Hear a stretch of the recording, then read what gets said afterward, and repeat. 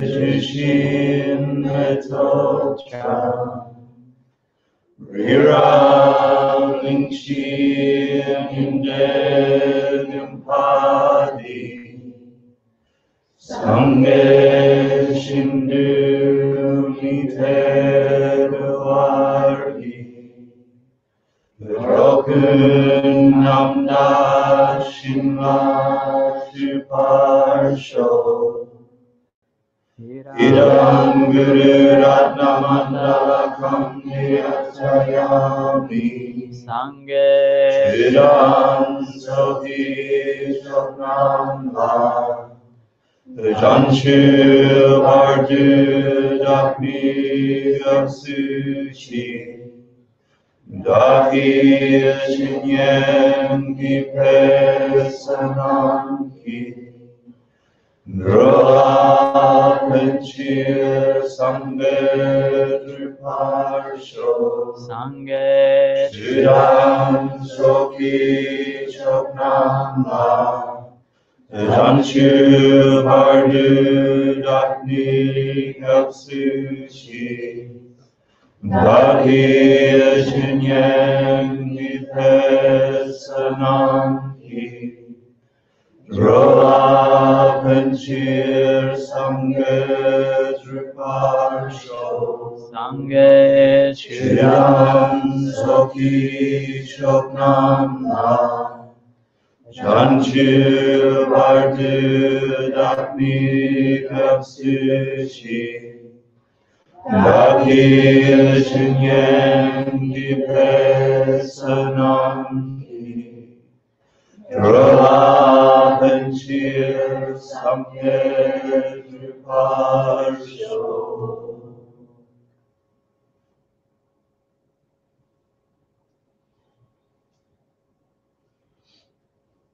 Wow. What a magnificent room. What a magnificent group of people. I'm going to do this for a reason. I'm beyond moved and honored and grateful for each one of you being here tonight, and for all of you who have come throughout of teaching these incredible ideas. I was really nervous all day. I didn't know what the best thing to say would be, and so I figured I'd prepare a slideshow because that's my comfort zone. And then I got a text from a friend of mine. Well, besides 1,000 texts and messages and emails in WhatsApp, instant, I like it, IG, Facebook, WeChat. Besides those from you, thank you. I got this one text from this friend of mine who I met in New York in 1995 or something. Her name is Ann Tuitt, and she was flying into New York just for today. And she's like, I've got an hour or so between having to go from the airport to something. Can I come and see you? And I dropped everything because it was easy to drop. I was procrastinating. And it turns out she was the first person I took to a Geshe Michael talk. Wow. She was a photographer. She had just done a photo exhibit on her dad having leukemia, death and dying. And we were like best friends in the 90s. And I'd gone to one of Geshe Michael's lecture where he did the pen thing, and it blew my mind and all everybody that there is a key to unlocking the thing we're all looking for. Could she come? And she was blown away, and we were tight for the entire of the time that I was in New York, and then I left for 10 years. So I thought it was apt. She should message me and I should be in her presence. And we looked at each other, 23 years later, 20 something years later. She still looks pretty. I don't look the same. This is what I looked like 7 years ago. Yeah, that's just 7 years ago. And this is my first PowerPoint for you guys. I had just been to Nepal and I photographed the hundreds of little Buddhas along the side of the Kora. And I did this long banner of it. And then John Stillwell asked me to come and teach ACI 1, since he had been teaching a series of ACI at the old Three Jewels. So this is my first ACI. Before this, I taught one class called bells and whistles and all the ritual items, because I thought that was sexy and whatever.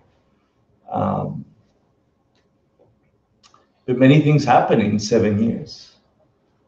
So I thought tonight I'll tell you a little bit about what got me here, and then what got me grounded for 7 years, and what the real purpose of the change and being together is, I think. So it started with a dream. Yeah, it started with living a normal life. Like I was pursuing. If you met me some 30 years ago, I was in Australia. I just finished film school and I was trying to make a career out of that, and it wasn't working. There was no money in it, and I was not so good at it. But I didn't want to think that. And so I thought I'd go traveling around the world to see what the world had to offer, what other people around the world were looking for. And honestly, I saw as much searching as I was having.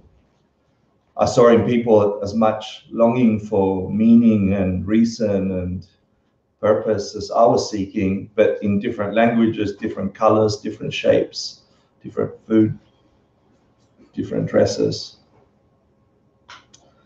And so I'm in New York in the mid-90s, and I had this horrible dream after years of searching. And the dream was about death and dying, that I would be separated from the people around me and I wouldn't be able to reach them because they were in Australia and I was here. And it wasn't a normal dream. It was a very strong, powerful dream with vivid sensory messages that I couldn't deny. I couldn't deny there was something odd in the way that my mind woke up that day. So much so I didn't go to work. I wrote the dream down, and some of you know the story. I picked up this weird book that had come into my presence a year earlier called Secret Teachings of Tibetan Buddhist Sects, and I thought it was an old book and I could sell it for money. So I kept it. That's how you get happy. You keep stuff that's valuable and then you sell it for money. So I had that book for a year. Every time I looked at it, it was just a weird feeling because I didn't understand it. Someone tell me if I'm burning.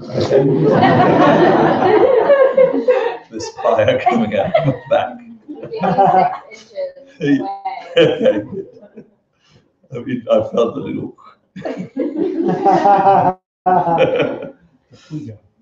Yeah. So then that day of the dream, I didn't know it at the time, but the messages were pretty coded, and years later revealed themselves to be something not coincidental. And this is a story. I don't want to go to the big story, but in essence, in this dream, I was lost in the depths of a volcano. The water was pitch black, like pitch black. You couldn't see through it, but you knew it was deep. And we were on a steel boat, and on the steel boat was a steel cage, and it had chains around it. And three dark shadows came from the water and crawled up along the side of the steel thing to get us. And if they touched us, we'd be gone, my friend and I. And somehow I ran in circles to get them into the steel cage and shut the gate. And was thick steel, rusting red. You know, you could feel it in the dream. And then we dove deep into that black water and swam to the edges, crawled ourselves up a rock face. I lost my friend, and I'm running through a long time, terrain change, forests, sparseness, deep forest, then an opening. And this opening, I knew if I ran through it, the shadows that had gotten themselves out were coming to get me, and if they saw me, I'd be gone. It was desperate running. And so I crawl on my belly along the ground, and there's this, in the dream, you know how dreams have words, you know, it said experimental crops. In my mind, these are experimental crops. I'm like, interesting. Running for my life, and they're experimental crops. You know, things that come from seeds that are experiments to do. And from behind one of them, sorry, I'm mixing up two dreams. It was a dream I had after I'd been to the Three Jewels for the first time. The death dream was before. This one I'm telling you is the one after. The night after I met the Three Jewels. So there was this girl from the Three Jewels saying, Hector, you've found your home is here. And she points to the skyline of New York, and there's Three Jewels in this massive place, like a cathedral in the middle of the skyline. And I felt certain that I'd found my home. The prior dream was just a scary death dream that got me to the Three Jewels via that book. So sorry I mixed that up. But it was interesting that the dreams were so vivid about that steel cage, because the first course that I showed you that I had to teach was the Lamson Namsum, the three principal paths, which I'd studied in the 90s. But, you know, all of you who had been in these classes, you know that studying them once or sitting in a class once, reading the text is not enough. The point is practice, yeah? And practice, not because someone's telling you to practice, is because you're practicing a new idea, filtering your world through that idea. And in that practice, you change. That's the magic. And whether you think you're practicing or not, you're practicing something. Most of us are practicing samsara all the time. Most of us are practicing how to find rare books and think you're going to make money out of them in one shape, form, or another. If it's not a rare book, it's a rare girl. If it's not a girl, it's a boy. If it's not a boy, it's a job. If it's not a job, it's a dress. If it's not a dress, it's something. We collect things that we're going to save us, you know, and the three principal paths, the Lamson Namsum, the first text you learn in these ACI courses tell you, ain't nothing gonna save you, nothing like that. Everything, haven't you noticed, everything you touch turns to dust at some point. And if you think it's going to save you, therein lies your upsetness, your disappointment, your turmoil, and you're hooked. That's what you're practicing. You're practicing the cycle of suffering over and over. I have it. You know it's going to go away. We know it's something, but the pleasure of having it, when it goes away, is just heartbroken. And in that blindness, we go for more. If I get more. And there ain't no keeping stuff like that. Not like that. That's not the way to keep it. And so you learn that. And in the Lamson Namsum, it said, you must first get renunciation. Renunciation meaning that way of getting through the world ain't going to help you. That thing you're seeking, you will never get that way. Sorry to say so, sadly it's true. Bang-ups and hang-ups can happen to you. You know, it's saying that. And that's not nice to hear for us who are looking for stuff that makes us happy.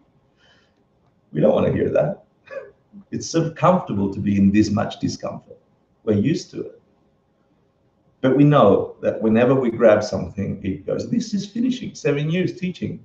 It finished tonight, you know? And so with that view, imagine I need the Thursday nights. Imagine you hold on to that, it's going to hurt.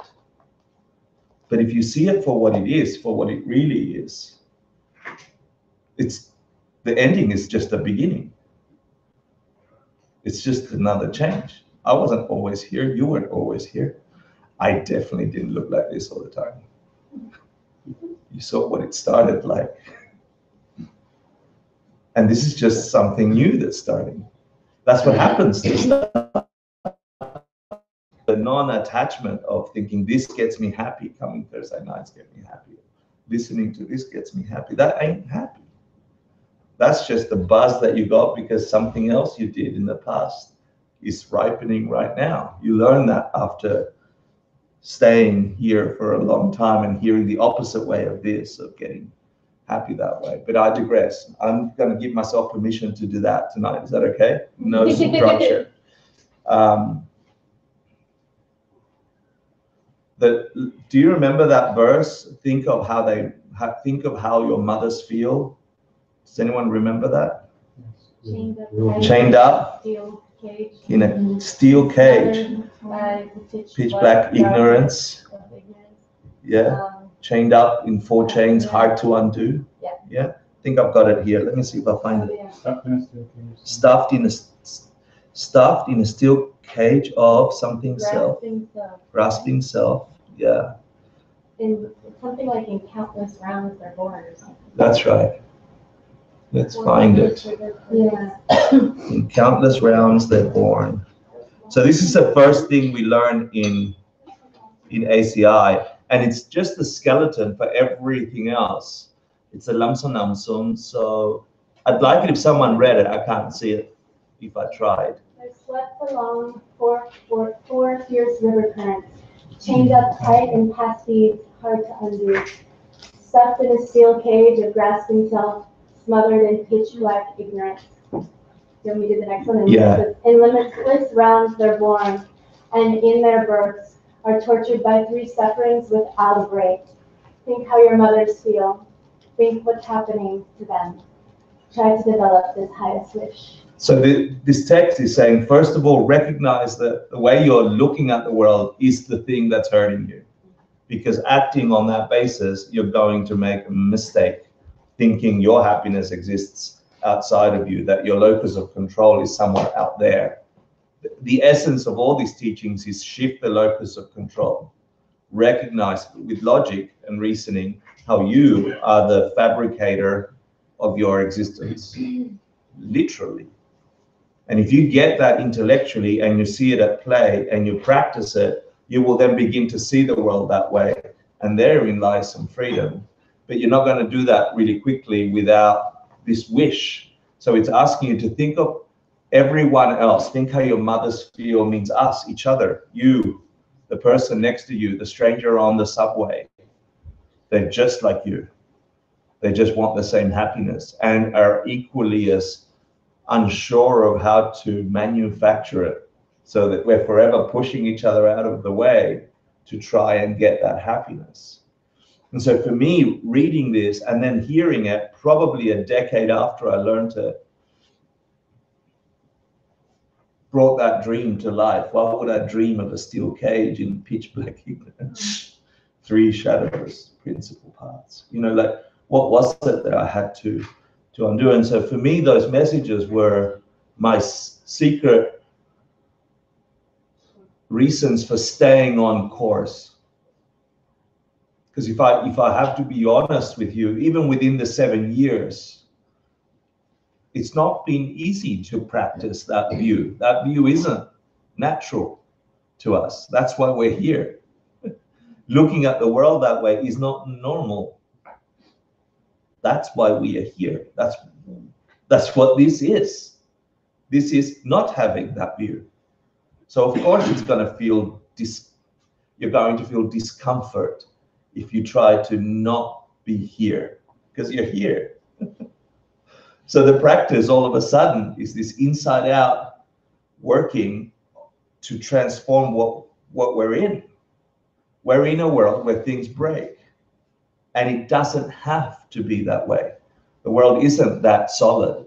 When we investigate it, it breaks. And that's the third of the parts. The third of the path says, go and find the essence of every happiness you got from the things you get happiness from. You ain't ever going to find it. Ever. If the thing you made you happy has happiness in it, everyone around it must be happy. And you know that's not true. And so we're looking for another model all the time, but we're not really. We're really comfortable in our discomfort. It's like, oh, that's interesting. But if you put it into practice for real and you stay the course, for me, in this iteration, it was 7 years.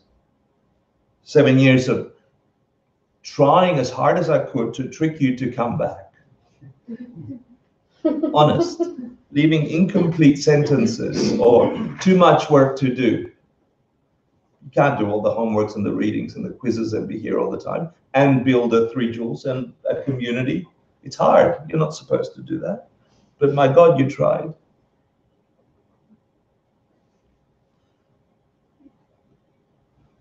And you tried because you smelt meaning, and you smelt purpose, and you smelt compassion, and you smelt freedom from suffering. I know because I saw you struggle. So sorry, not sorry.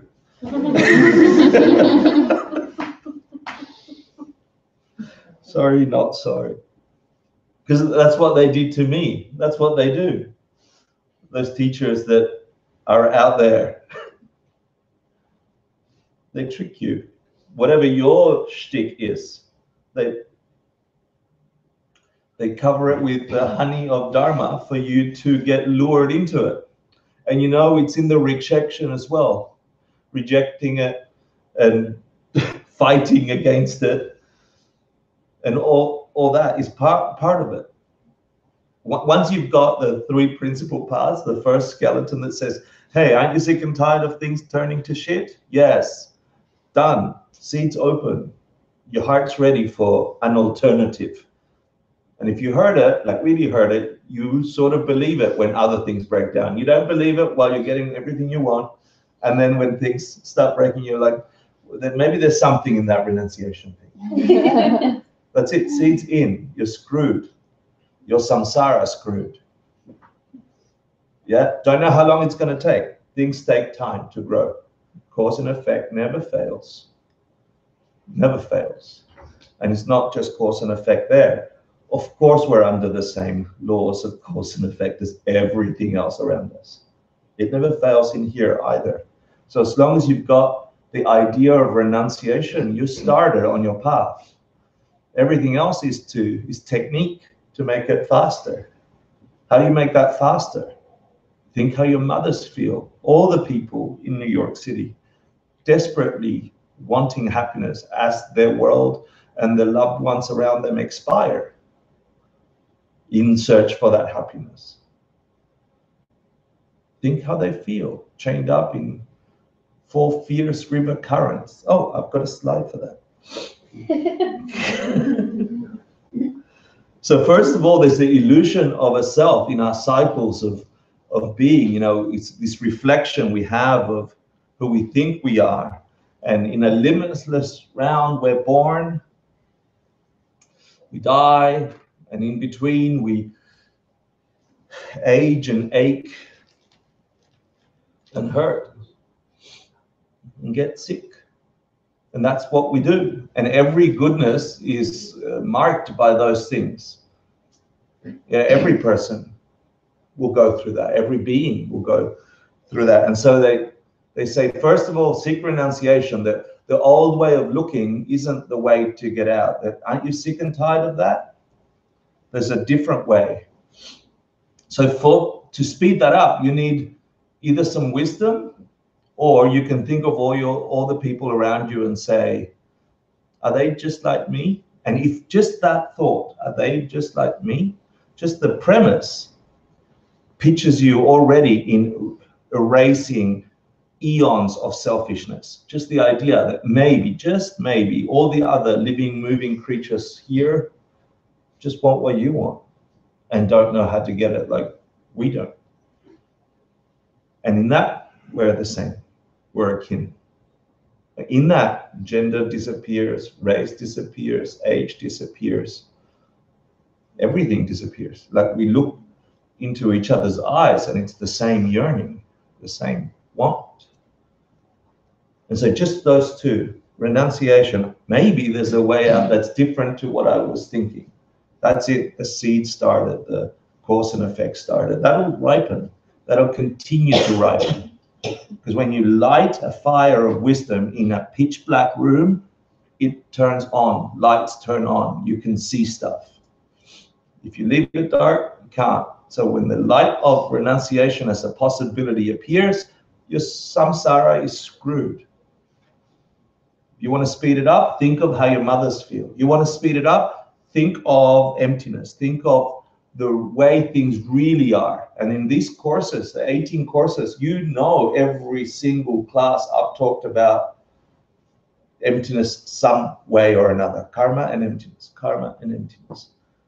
Look for the solidity of that world you're trying to make you happy with. Find the happiness in the comfortable bed, in the lovely partner, in the good hair. You know, if you find it, then you're done. You've reached Shangri-La and you can help everybody. So that's not hard to hear. Things don't have a nature the way you thought they did. You ain't gonna find that happiness in the drink, in the thing.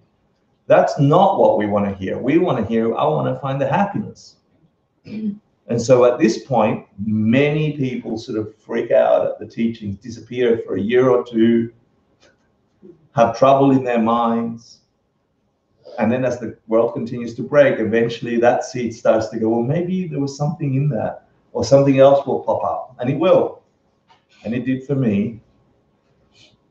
But it took a decade. It took a decade between hearing it and being sick and tired enough of the nominal way of getting things before I'm now going to really practice.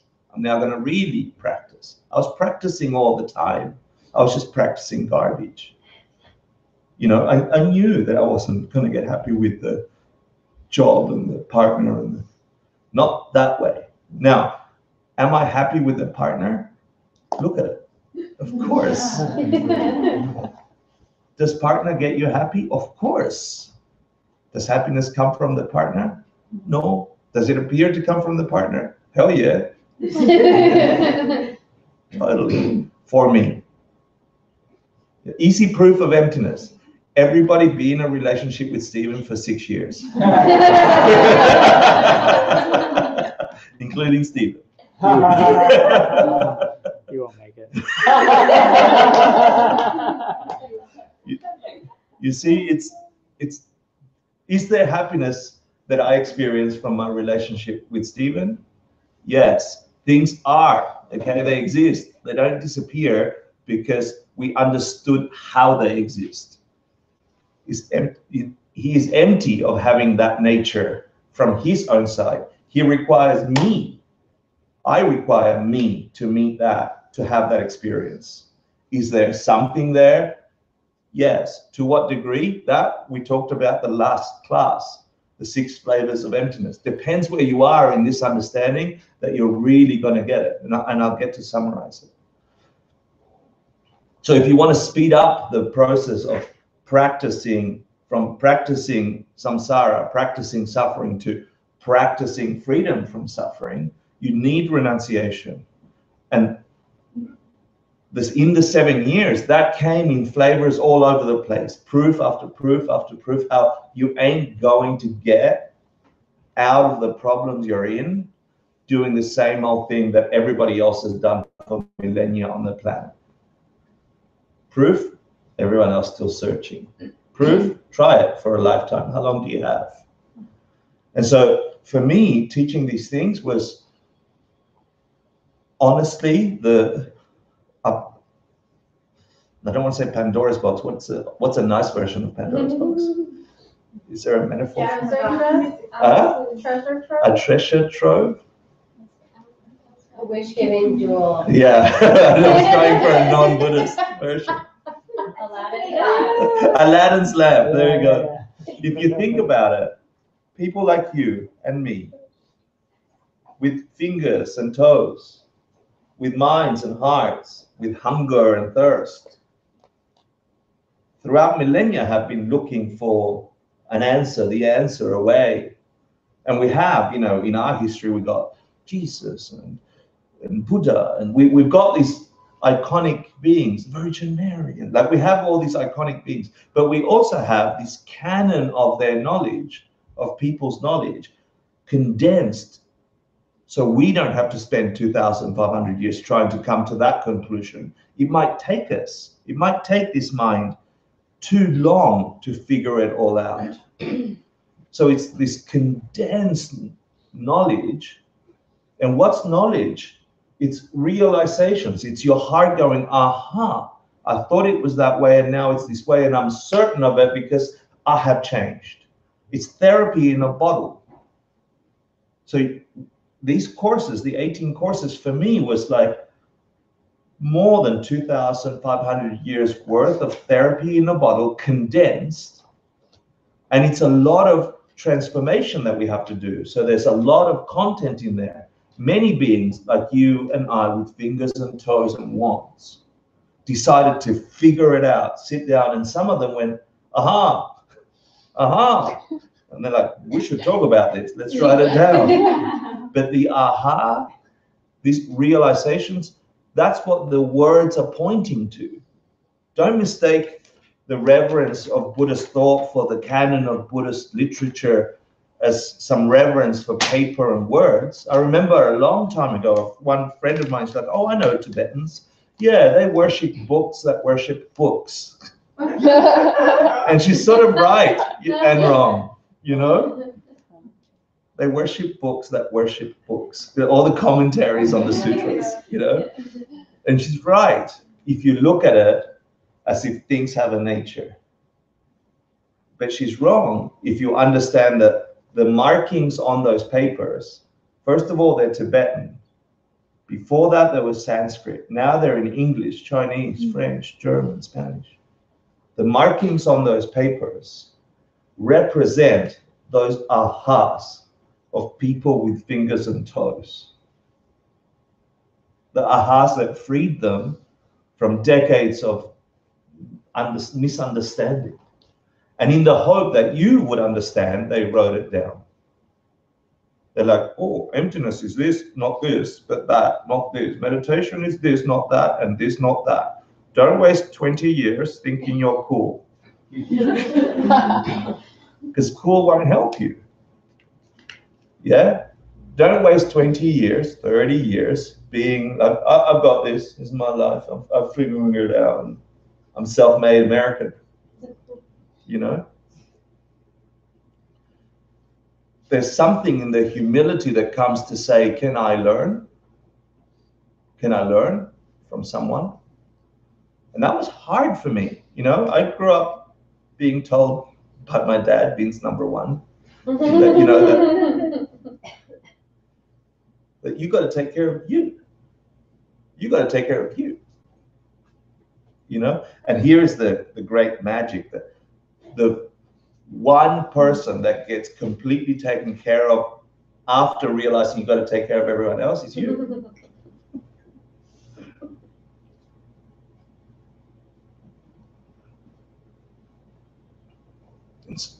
And so for me,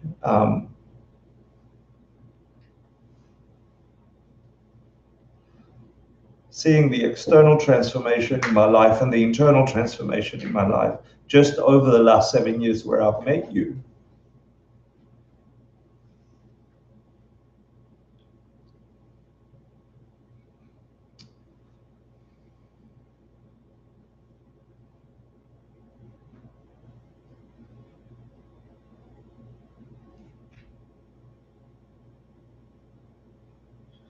it's unsurpassed by anything else I've done on this planet.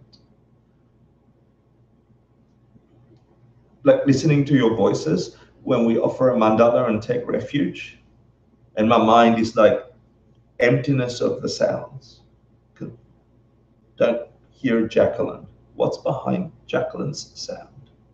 What's the decibel doing? Hannah's giggle. Stephen's yawning. No. like as I'm doing the prayer, I'm hearing for the essence of that sound, the essence of the meaning in the prayer.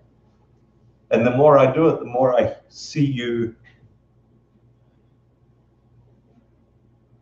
tricking me for real into having to come back the next Thursday and the next Thursday. And the questions need answering and they need to know, and they ask this, and you better go deeper.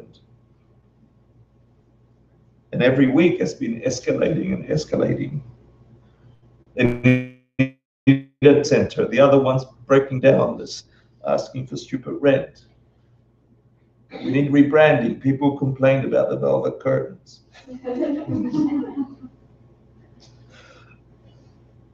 And so you coming together and saying, I'm interested in figuring out what to practice, what to take up, what to give up, to have a sustained happiness, to have a freedom that doesn't break, one that is internally locus. And so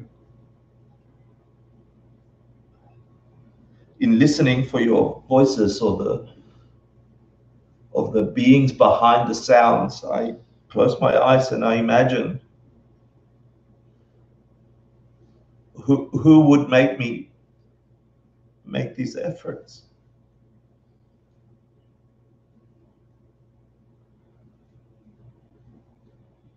Why would a group of people come to a place like this every Thursday and want to talk about the most fundamental thing, the thing that changes everything?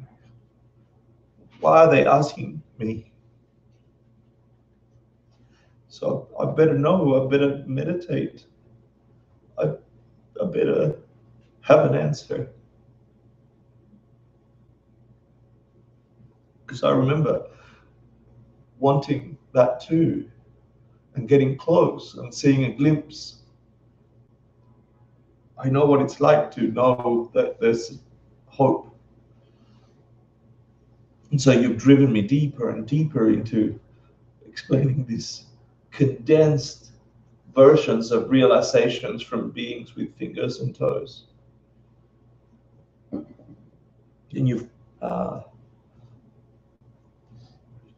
definitely made me a better person than I was before I started teaching these things.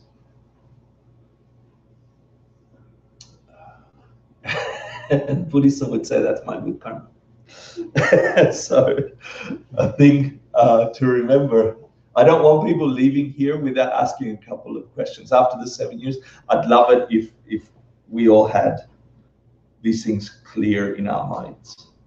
The renunciation necessitates a question of, where is my world coming from, really? Where do I think my world is coming from? I know what it appears to come from. And in all the courses we've done, you know that we've refuted the creator of everything.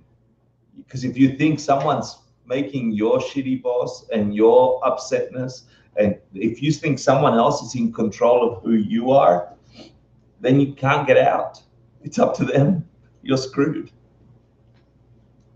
And that's a difficult thing for us, because we learned that there's a big guy with a beard in the sky changing things for you at his whim. But he's compassionate, except not for her because she didn't do it right. And yes, for him because he did something right. So that, as hard as it is to come to terms with that, you have to ask, where did my world come from?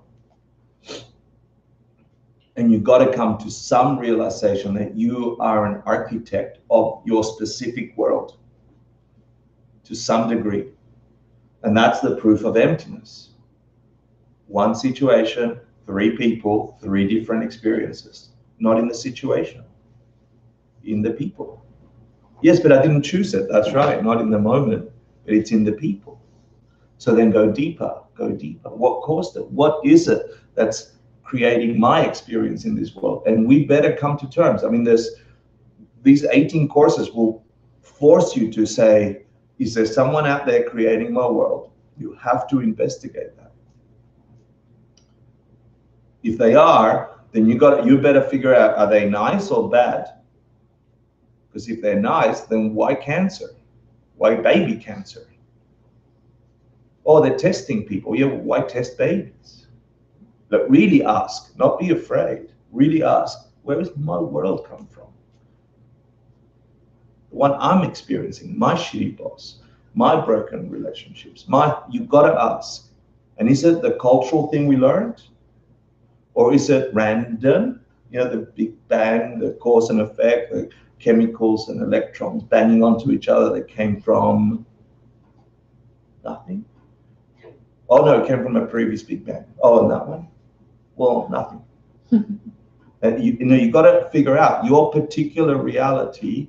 Is it a set of random chemicals that bumped in and then you are? Are you chemical? You have to ask yourself that question. It's fundamental. And then Buddhists would tell you, you're part of it. It's cause and effect. Your consciousness is also cause and effect. Your mind, your body, two separate things, each cause and effect. Yeah, and in this period, you think you're a you. You're this together you. Also cause and effect. The perception that gives you that also cause and effect. If that's the case, then better figure out the cause and effect. That's what the whole study is. That the anti-broken realm is decoding where my world comes from. And then if there's another choice, there's a fourth choice, you could say, is I didn't think about it. It's too much to think about where things come from. I'm just busy working. I need to get a raise at my job. You know, I need to buy those Gucci shoes. That's important because they're good looking shoes.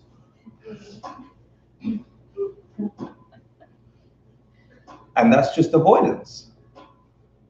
You know, actually, and I'd add to that list a fifth problem. The semi-informed practitioners who say, breathe, relax, everything will be okay. Don't want everything. Bang on the crystal. I'm being disparaging on purpose of a particular view, not an activity, okay? And Buddha was clearly not that. He's not, like, there are practices that are good. Be kind to other people, that they are good practices, but without view, they're just more things that break. The creation of more things that break down. With view, you can shift that break because you understand their cause, their source. And so it's not possible to transmit that in 7 years of talking. It's not possible. You need 7 years of practicing. You need 7 years of pushing yourself through those boundaries. And it's not easy. It's not easy because your job needs you. Those Gucci shoes look awesome. And you may buy them. But with which view? Because we're all going the same place. 4 fierce river currents. For real. And that's a reality you cannot deny.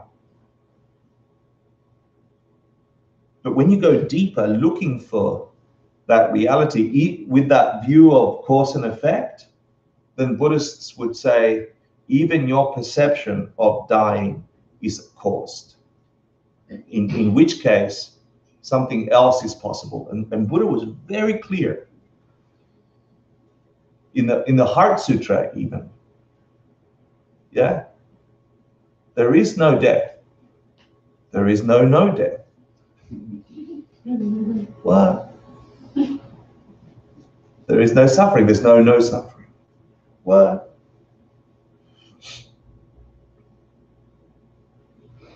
And it means something that's applicable to your tomorrow. There is something in each of us, and the written symbols that were put down by the realization are in this text and in other texts. I only know these ones to share. And you can access that realization, but not without causing it. You have to practice, and you are practicing. Every day you are practicing. You are practicing loving thoughts, mean thoughts. You are practicing hatred, happiness. You are practicing trying, not trying. You are practicing, whether you like it or not, your mind is recording your reality, what you're intending all the time. And some of you I've known for 7 years. Some of you for 6, some of you for 5, some of you I just met.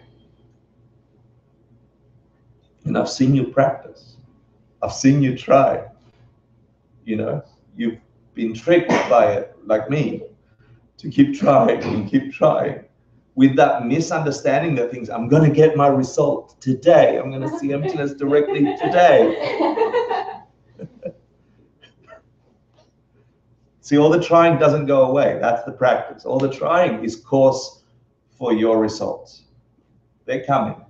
But patience, you need patience. You need effort for a long time.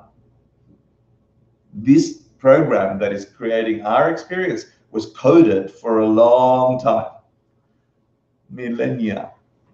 They say time without beginning.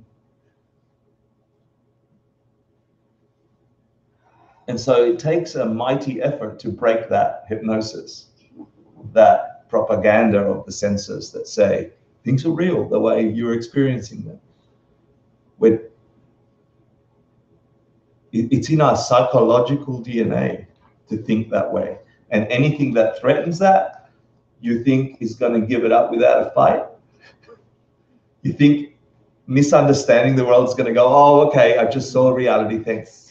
I'm giving up this beautiful investment I've got for time without beginning on claim to your mind.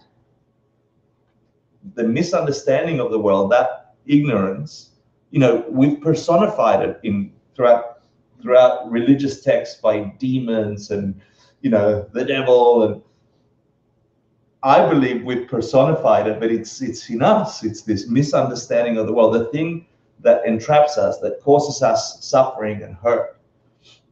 It's not a monster out there. It's in us, in every word, in each misconception. It's creating the breaking of our world.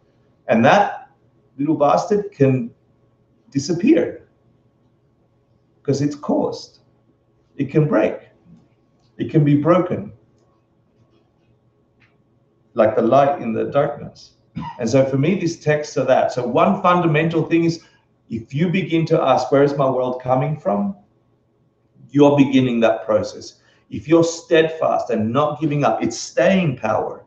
I've also seen people come and go, and then come back 3 years later, and then go. And then some people don't come back. Some people get sick. Some people go to Los Angeles. Anyway, so that's one fundamental thing. The other thing I want you to know is these 4, the 4x4 of karma, how things come to be. What is it that is causing my particular projection of this world? The better you get at understanding how to plant mental seeds, the ones that create our continuum, the faster the result or the more powerful the result. So this for me is fundamental. Number 1, understand things don't have a nature. The nature comes from you. Where in you? Who put them there? Understand karma, how to plant seeds in your mind that force your experience. It's not by choice, not in the moment, but it does come from what you did in the past. And this helps you get there fast.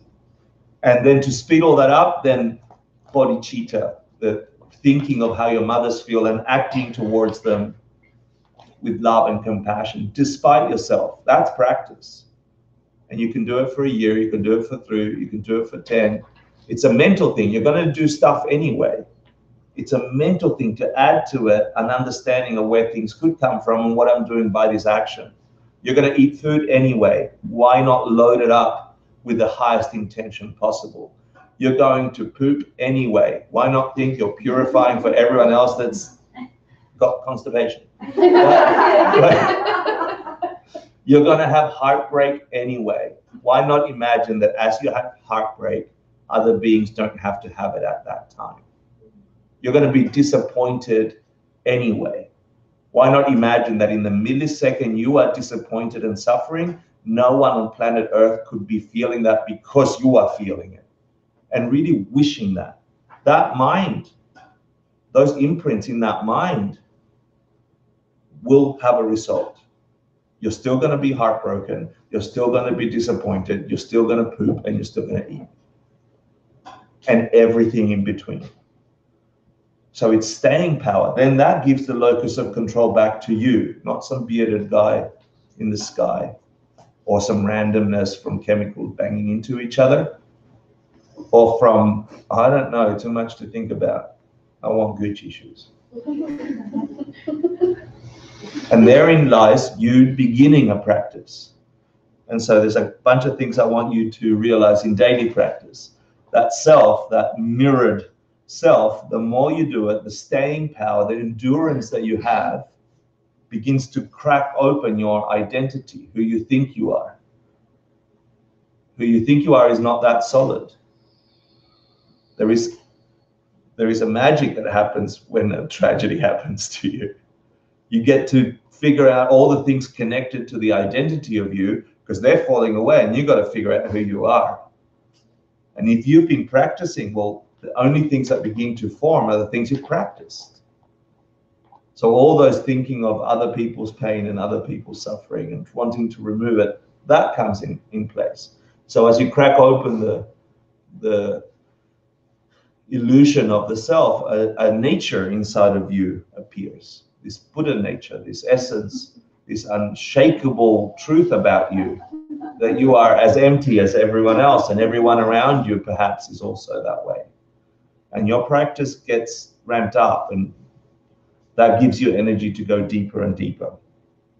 The other thing I'd like you to take away in daily practice, and I've said this, I don't know for how long, is the 6 preliminary 7 ingredients. There's a code here that goes right throughout all of Buddhist practice, from the very beginning to the very end. And however creative you can get about making this a daily routine, the more magic's coming your way. And then if you don't know what to do day after day, and you can't remember anything out of the 18 courses, then remember these. Try them every day. Write them down. When you're really sad, when you're really happy, when you're close to having something magical in your world, then remember these. These are the 6 perfections, the summary of the Bodhisattva Charyavatara, the sort of the shortcut to the Mahayana vehicle. And in all the 18 courses, we go into depth and depth and more depth, just as a trick to get your mind thinking of doing these things. Because, well, I don't know, why does that work? Why does this work? Why would that make a difference? And the more you answer those questions, the longer staying, the longer endurance. I don't think I've done anything magical in my time studying these things other than stay. Seriously, like stay. Stay with the hurt, stay with the change. Like, it's going to happen if you practice this or not. The world is going to do the world thing. But this is mine. This view is mine. And it's turned life into something. Even when I didn't want to, my holy teachers said, crawl your ass to that cushion. Especially when you don't want to. And sit. And then here are some tools, which is funny because it sort of summarizes the last class.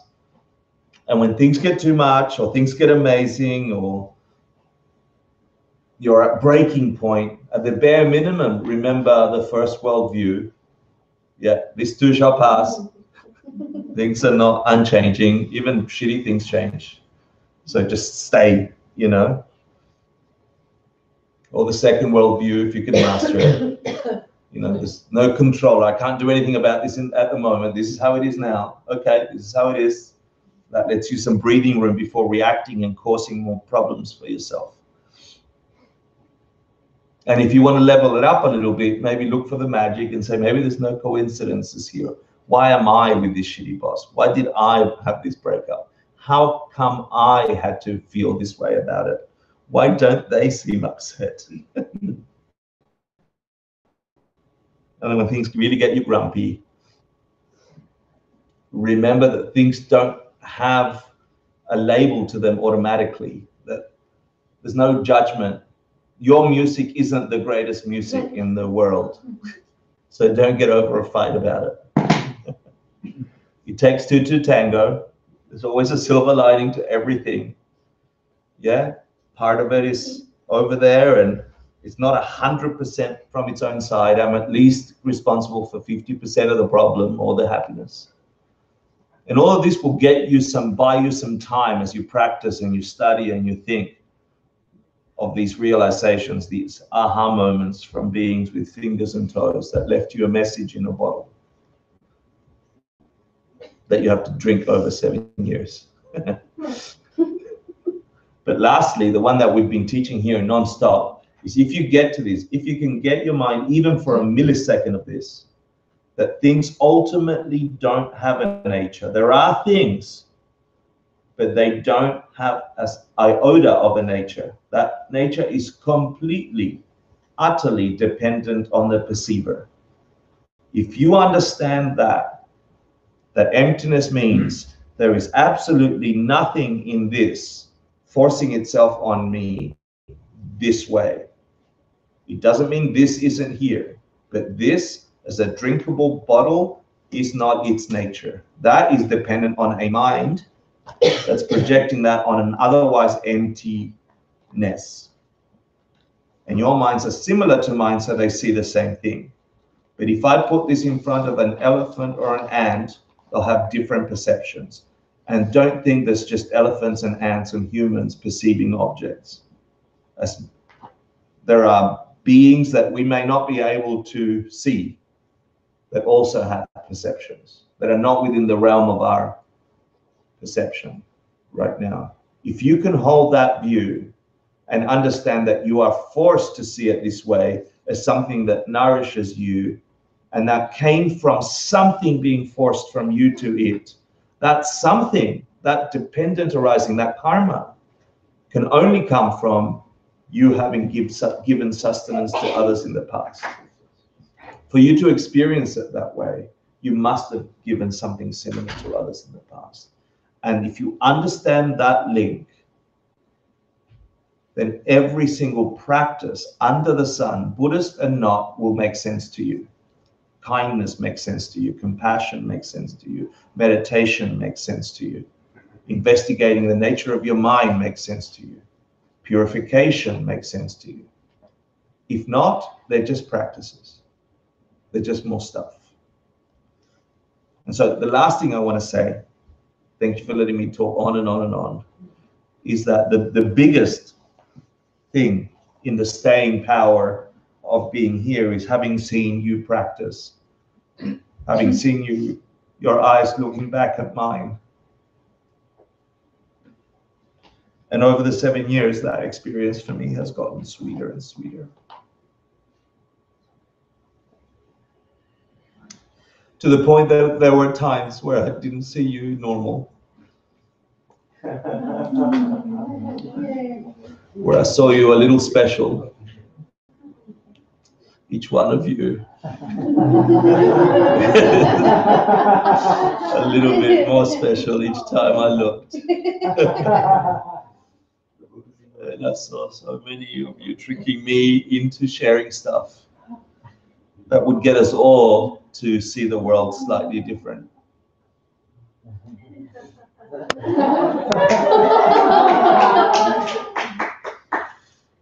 There are times I see the room like that.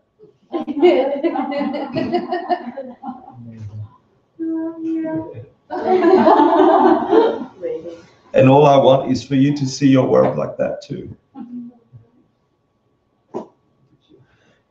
And for that you need staying power, staying with your thoughts, staying with your practice, staying with your meditation, gravitating towards the annoying people. And that's all I've got to say. I want to say thank you for 7 years of an opportunity to ramp up my personal practice, to get moments in meditation that are sublime, for generating enough power in my life that I was able to help my mum pass away with peace, that I was able to help and console people who are lost and suffering, to have the confidence to know that I can really help. You can too. Thank you for building 3 jewels in the 7 years that I've been here, this magical place, the community you've built. Thank you for starting and continuing to do 108 lives. Those of you who have come to Nepal, that started in the 7 years we've been here. Thank you for all the meditations we've taught at homeless shelters, at corporate gigs, all the rebranding, all the Instagram posts, all the fights you had about the right color for the studio. Thank you for making me part of this. So I dedicate whatever goodness I have done and whatever goodness you have done to every person that's seeking meaning in their lives. I'm deeply honored. Finished.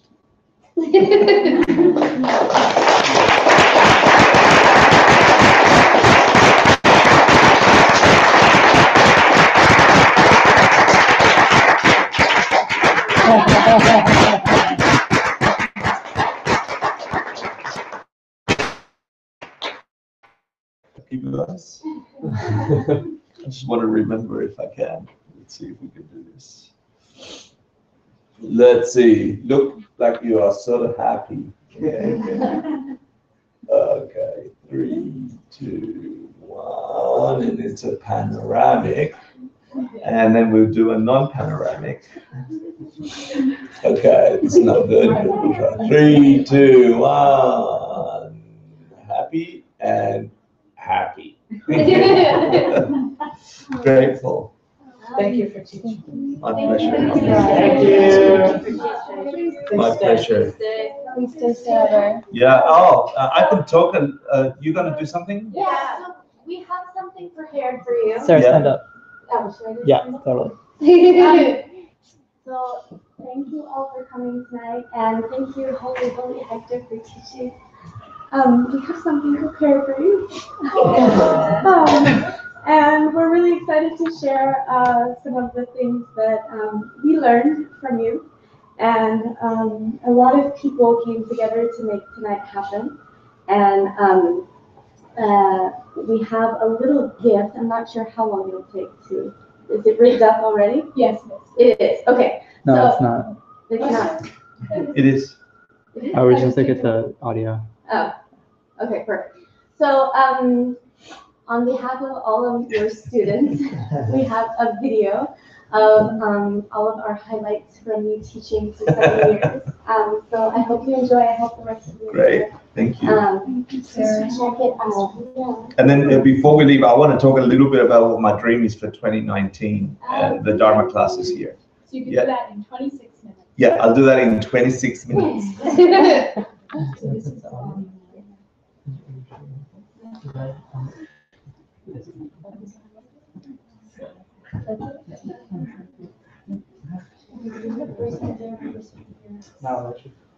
I'm good. I'm good. I've got my son on the team. Yeah, thank you. What is your subject? Popcorn. Popcorn, I'm good. Thanks for coming. It's so nice. All right, here we go.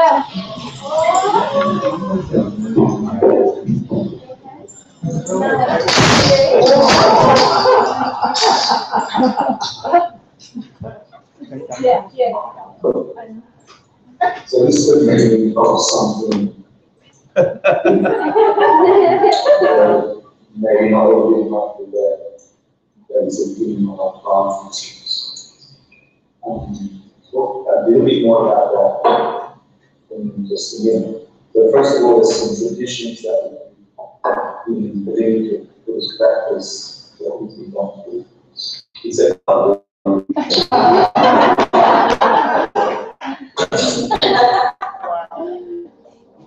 planted the seeds for the hat. I must have planted the seeds for the hat. Yeah. Thank you, everyone. I expect the two people to understand. Garbage bag. So welcome to the rituals. It is a it's an outreach center. It's paid to work here. It's volunteer. I encourage you to have put the ball outside. It's a donation fund. That's how they pay the rent. We don't charge for classes. Classes are free. Rituals is operating without anybody being charged to get It's so true. that transforms lives. I've seen people come in and out of this place, coming in a mess and flying.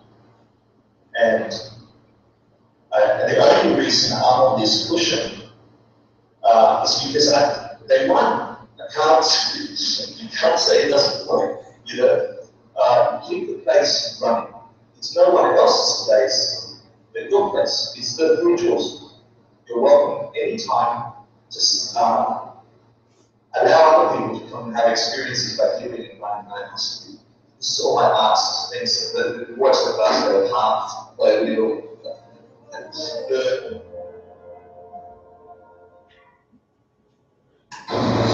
I'll do my ritual story.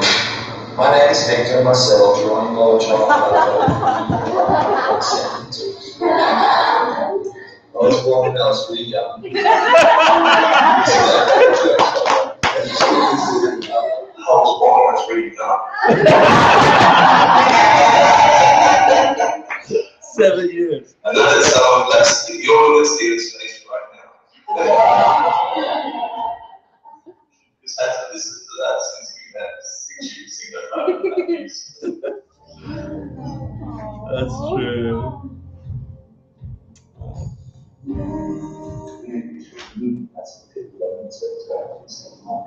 But they're asking for more money over here, more money over there. That's just half of what money from the donor. That's something else that has to do with the work that we choose there, which is connection there, that's all. Health has all these things going on, those schools. Everyone else is talking about this. Lucky I don't get to tell you that my nature is mine in that way. Lucky we get to talk about it. Right? This would be what we would have to go for that if we have Asian classes and school courses. And that's just a few minutes of my mind. That is not this. And that is everybody else's mind. And of course that's your mind. So the next 2 hours, let's not do that. That's samsara, because we're looking at things that way. The 2 hours we're doing movement towards nirvana, which is understanding things come this way and this way. Is that cool? That's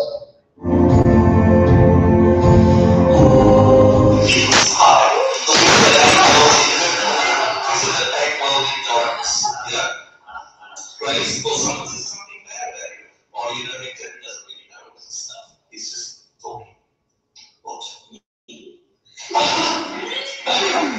This big sense of fire that pops up. We're forced to have that all the time. So you've got to consider that these are the things that happen to you. That happen to you daily, that happen to you hourly. Why don't you say that to me? Yeah, even when you start getting refined about searching for things, like, people do it at airports. Do you know who I am? Do you know who I am? You know, and I love that story of, I can't remember if I think it was Delta. But then you got those megaphones. It says, excuse me, does anybody know who this person is? Is that a dog? You know, just to get that.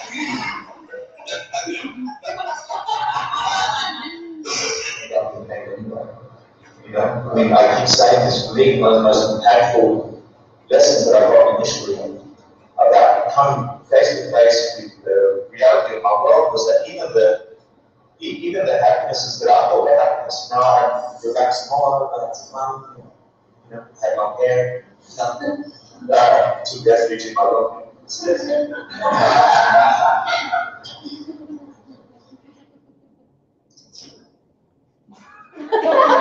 I forgot that.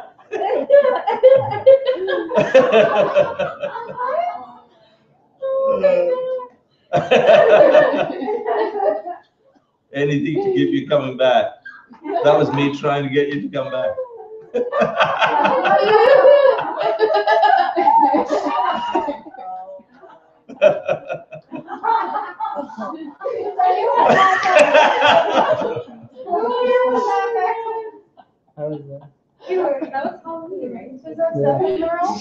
Was it Halloween? Yeah. It Halloween.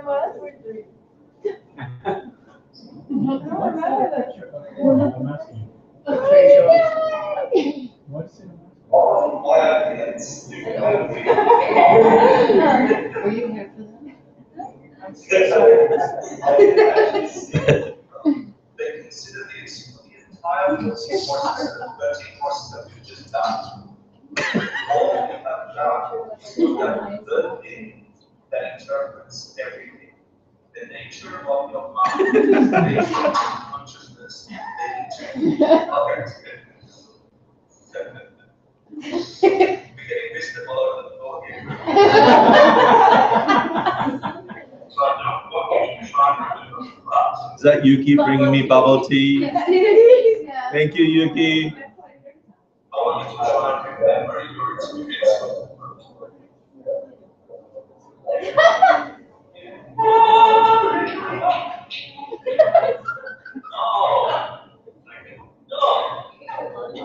What was that?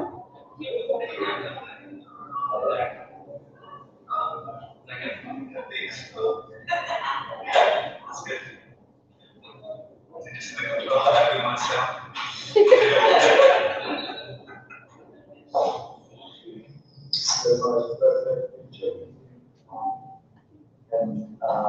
And my job is to make sounds and hear movements, and your job is to let your mind connect with those sounds and movements and let your mind create something and let your heart flow through that. Yeah. So you actually have to do your job of being the blah.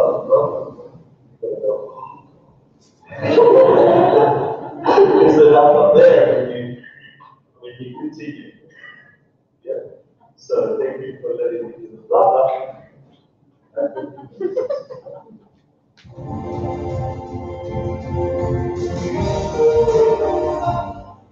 That the real Santa is the Santa that appears in your experience of the world when you meet a being or beings who, without you forcing yourself to, you know that they've had that experience that I just talked about seeing entities directly, having a total experience of the way reality truly functions.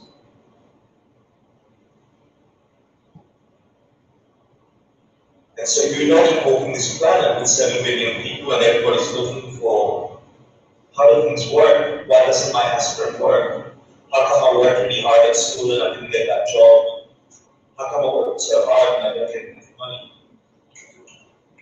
You see people stumbling through the way the world doesn't really work, and somehow continuing like zombies to try and make it work. And you imagine walking through that planet, and then one day, for you meet a being who you know has had that ultimate experience of really understanding the true workings of this planet.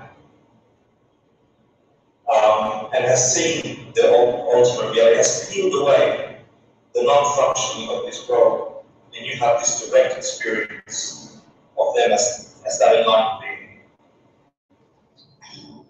being. Every time I heard about this early days, I was thinking, so what? I still got problems, money problems, you know, I still, the water runs out, get a bill, credit card problems. So what? You know, just yell in my head, and I thought, oh, but to be honest, once I got the link between karma and emptiness, and by the way, my teacher was yelling it from the stage, day after day after day. And then I'm like, he's never said that before.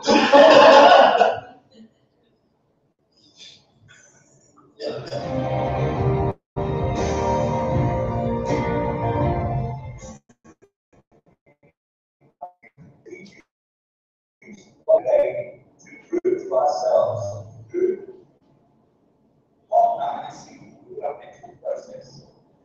Because we're not knowing how to perfect experience of a Buddha this week, right?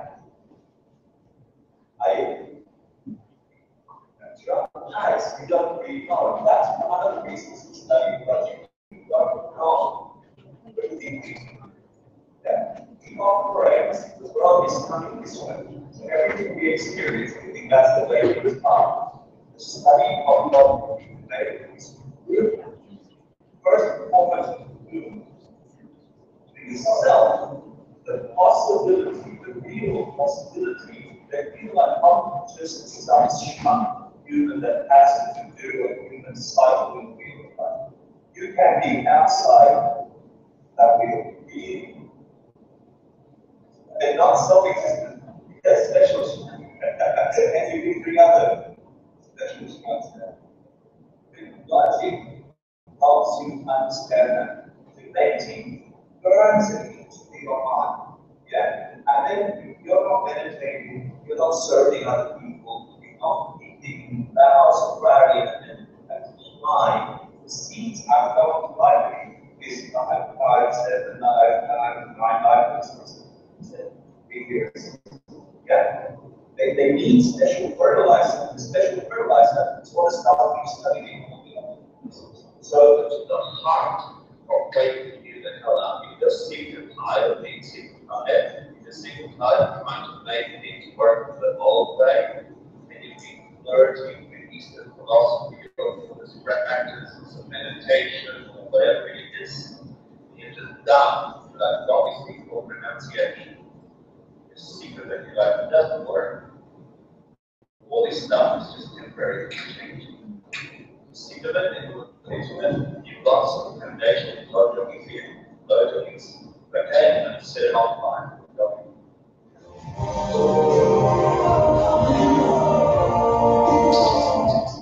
So, Rachel, are you going to go experiment and create another direct?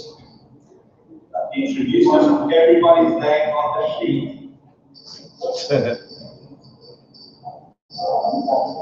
Just speaking of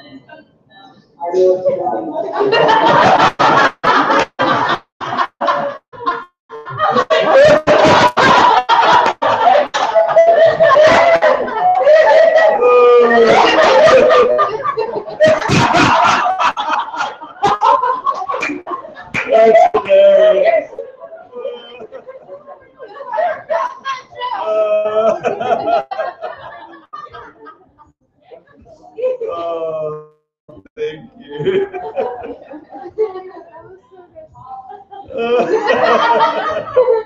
I want to do an edit of just those.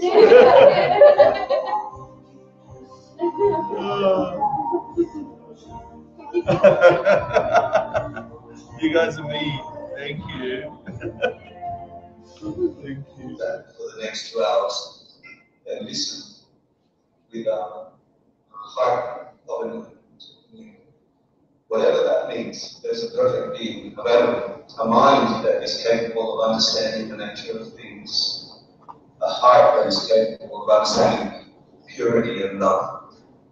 So for the next time, give yourself that room. I'm trying. When I look at you, and sometimes the questions that come, the way we interact has such a beautiful nature. Then you can see it. And I hope you can see it. Something has drawn us together in this room today. And we must first say something to you.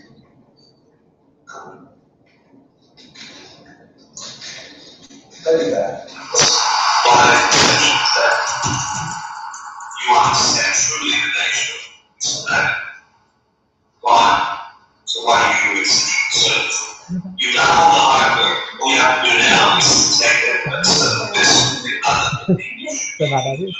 Honest motivation is that in that long, unbroken lineage of words today, these words that belong to many languages, from student to teacher, teachers to student, teacher to student. This is happening here today. July 18, 2013. You must pass on, not necessarily like this, or in a formal teaching. You must pass on the real sessions that you get in this insight to the next generation, to every name. This is the freeze, the ancient stuff. Any questions? I'm going to try my best if I can make mistakes not break anything to them.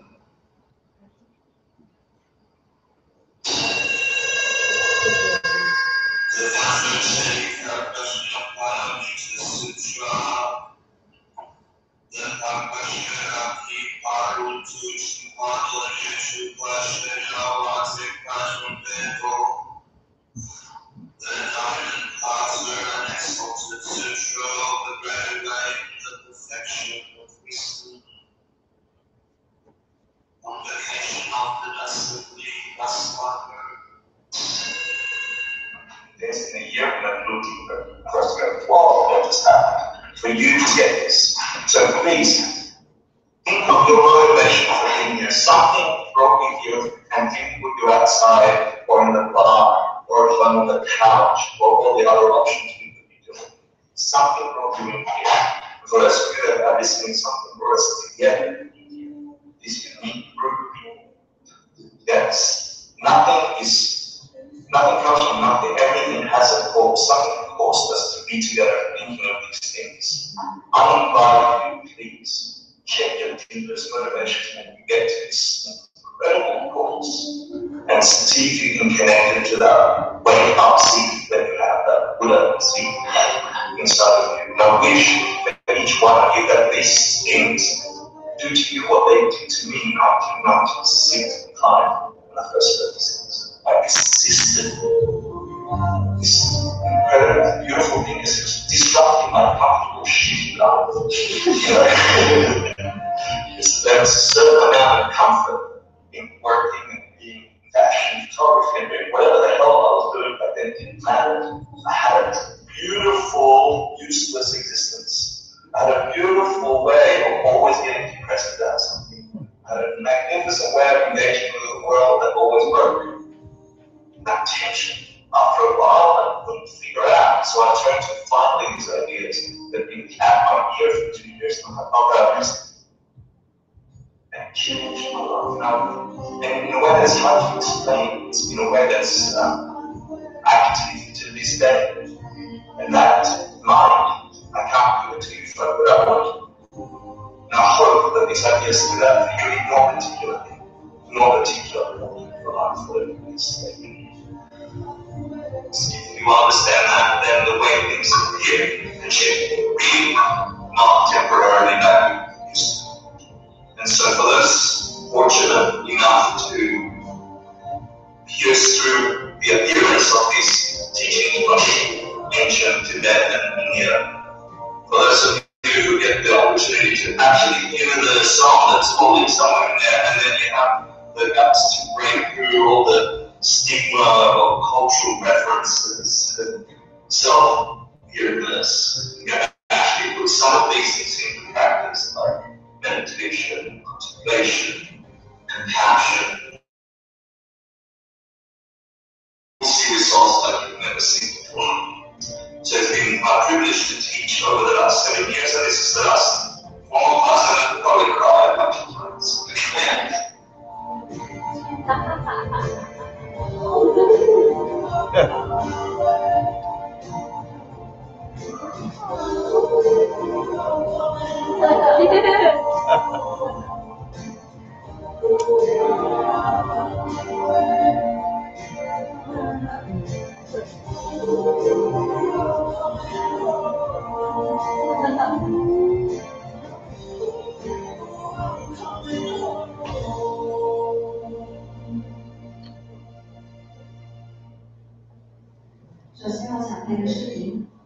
Because we have a teacher in New York. We have a nice center in New York.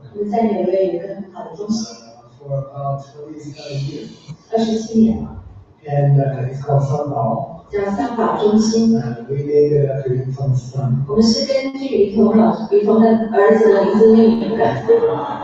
And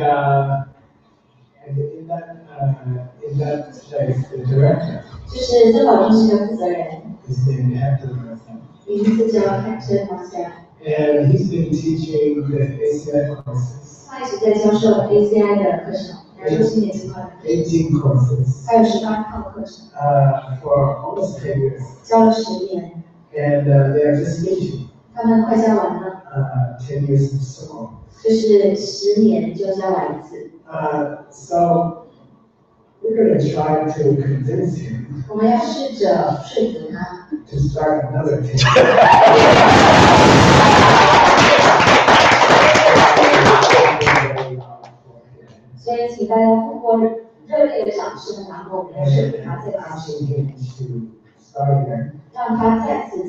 And please continue this. They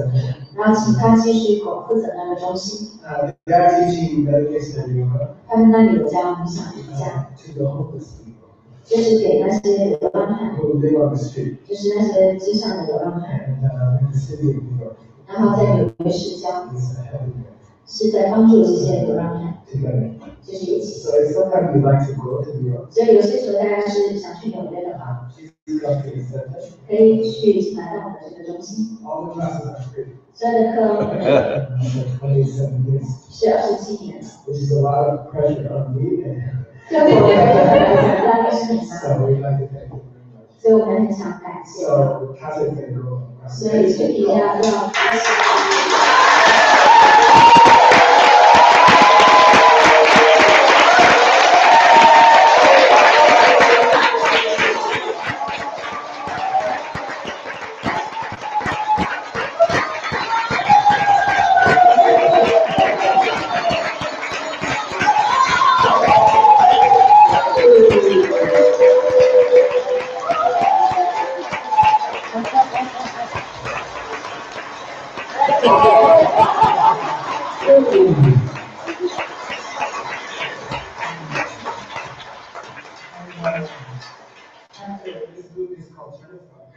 Hector 这个团队叫中国软实力，还有重新翻译小组。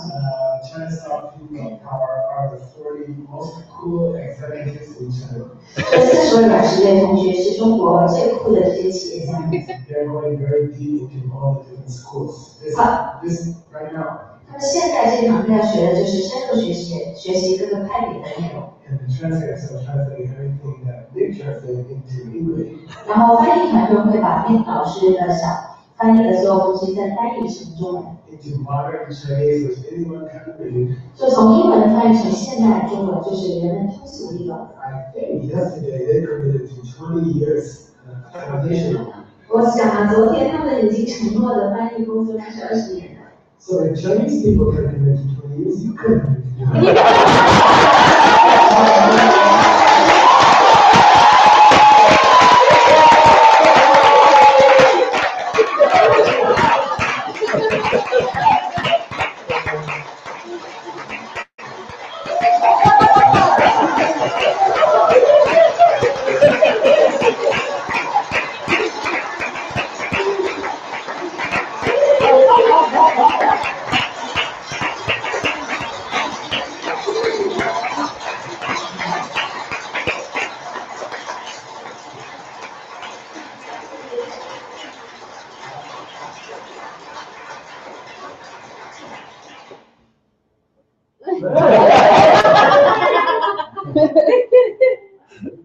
confirm that.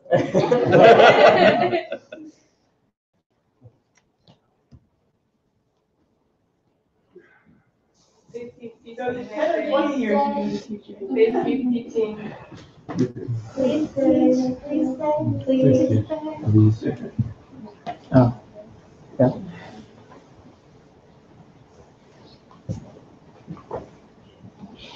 You are so precious to us.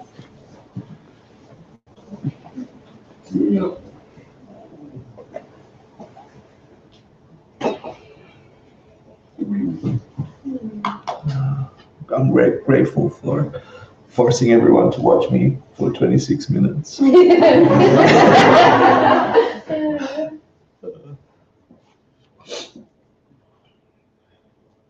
My plan, I didn't plan to teach another 10.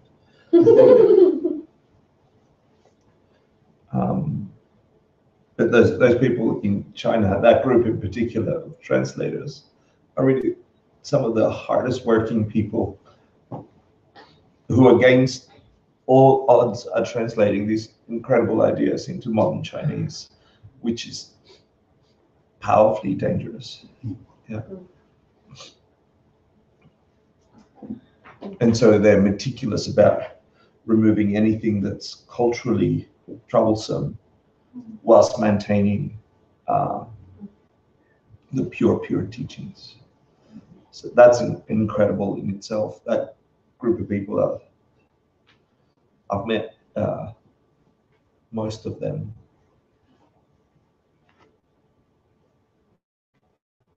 What I've done here for 7 years pales in comparison to the impact they're going to have because of their work. And like them, there are people in other parts of the world doing the same thing. Unlocking those little markings on the paper from beings with fingers and toes who had aha moments, so other people can connect to those aha moments and have them themselves. And I know many of you have had glimpses, results of these practices. And I know that as soon as you've had them, you've shared them and given them to others. And that's how it goes. Things open, things close, things open, things close. But once you see them, you can't go back. You can't pretend you didn't see the beauty that lies just beyond the veil of samsara, of the illusion that things are the way they appear. So I'm really grateful for your efforts. I'm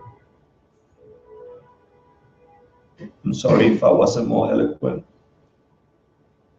I'm sorry if I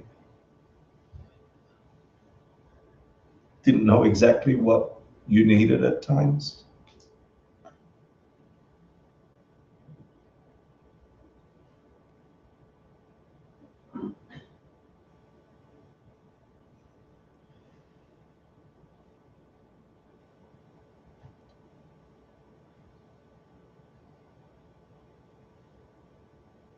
But I know there's a magic in here that you can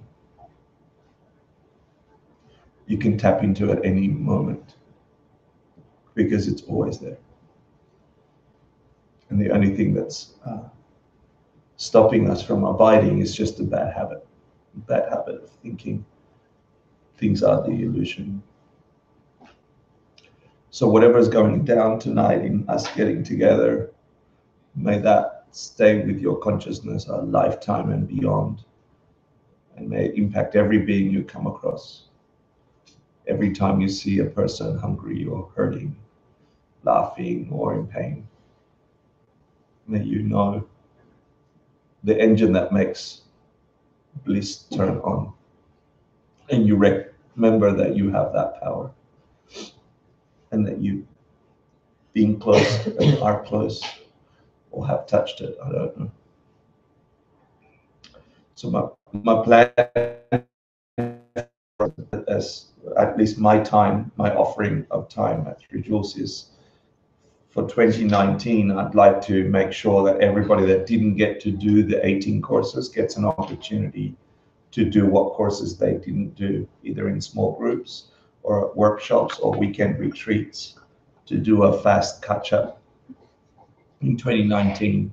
For those of you who have studied with me for a couple of years and have asked, it's my privilege to share the next series of teachings, the secret teachings, in 2020. And that requires a special relationship, requires not just the work of studying the 18 courses and their content and the energy that goes behind trying to shift your world through practice. So doing some kind of project in your world that shifts your world enough based on the ideas in the 18 courses. So next year, it's a laboratory for those of you who have studied for a couple of years with me, or the 6 years or the 7 years, to try and put these things into practice and really ramp up your mind in relation to the practice. So when we enter the next phase, the next 7 years of teachings for me will be the secret teachings, as well as maintaining some sutra teachings here. All of next year is catch up, consolidate, and power up for things turning serious, fast, and strong. So if your heart's in it, you're invited, but know that it's a test. It's hard, not easy. It's hard, but it's also the only way so that I know to make things shift, even while they continue to appear the way they are.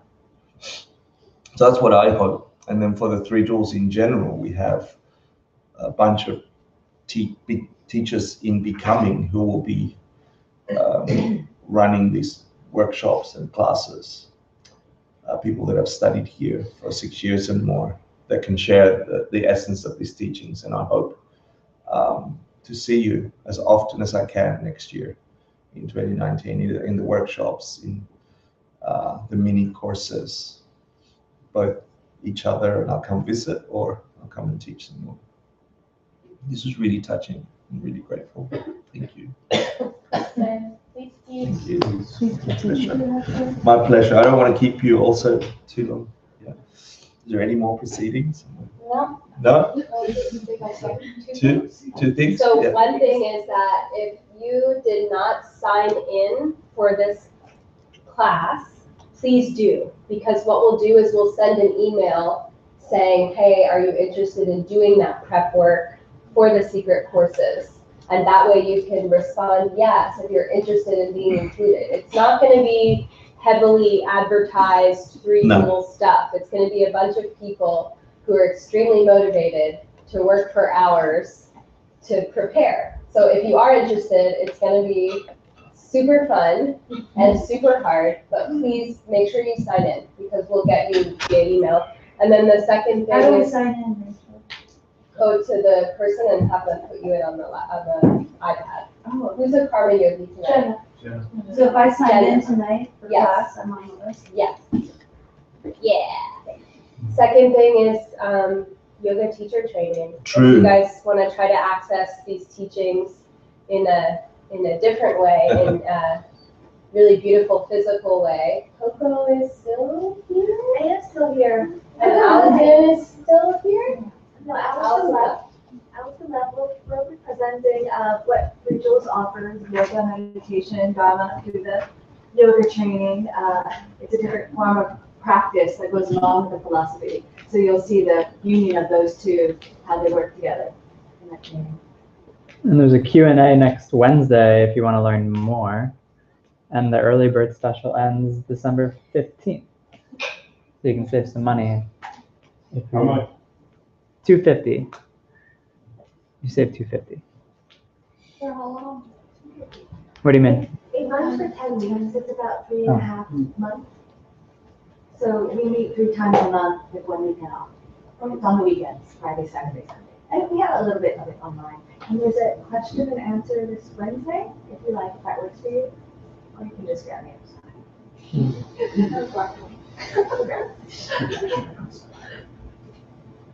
ask Hector to keep teaching. If you have something that you want him to teach, you should ask him. Don't be shy. Keep asking him, otherwise he won't stay. You have to make him stay by asking. This Sunday also there's a graduation of the meditation teachers in training, and you're welcome to come to their TED Talk type event starting at 10 a.m. finishing at 6:30. You can come for any one of the blocks, 10, 12. What time's Angela teaching? I don't know. You have to text Angela. Yeah, she'll tell you her block.